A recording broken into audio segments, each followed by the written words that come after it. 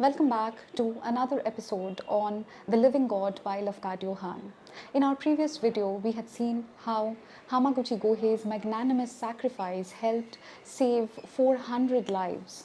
How did the people react after they witnessed the ravages of the tsunami? Let's find out. Little Tada ran to him and caught his hand and asked forgiveness for having said naughty things. So little Tada ran to Hamaguchi Gohei, got hold of his hand and apologized to him for saying naughty things because he thought his grandfather had gone mad because he set fire to his own rice stacks. Whereupon the people woke up to the knowledge of why they were alive and began to wonder at the simple, unselfish foresight that had saved them.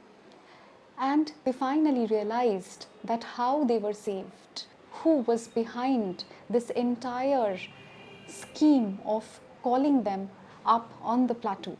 They realized that what an unselfish, simple act of kindness was performed by Hamaguchi Gohei.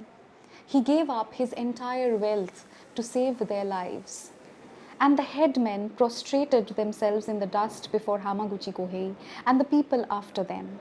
So the moment they realized this truth, the headman, the head of each family, prostrated. They bowed down in front of Hamaguchi Gohei, and then the entire village prostrated and they touched the dust and was ready to honor Hamaguchi Gohei. Hamaguchi Gohei had not only saved the entire village, but he also made a sacrifice that only few can make.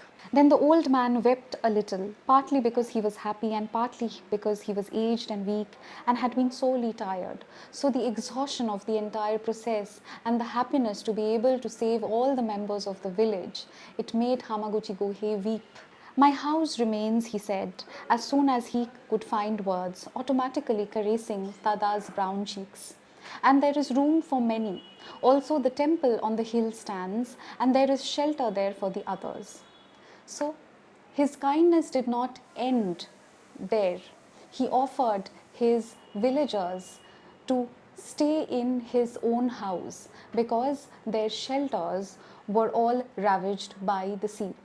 So he said that some of them could find shelter in his house and the others can also find shelter in the temple up on the hill, which still remained. Then he led the way to his house. He welcomed everyone into his house, and the people cried and shouted. They shouted out in joy, some wept in joy. The period of distress was long because in those days there were no means of quick communication between district and district, and the help needed had to be sent from far away. So they could not communicate with the other districts promptly. In those days, the communication and the information that needed to be sent out required a lot of time, and any aid or help would come from a far away place. So the entire process of relief took a long time. But when better times came, the people did not forget their debt to Hamaguchi Gohei.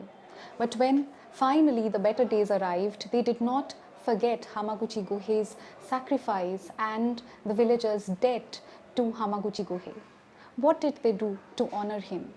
We will find that out in the next episode of our series, The Living God by Lafcadio Hearn. Meanwhile, if you like my work, do not forget to like, share and subscribe to my channel for more such stories that touch our hearts. Thank you for watching.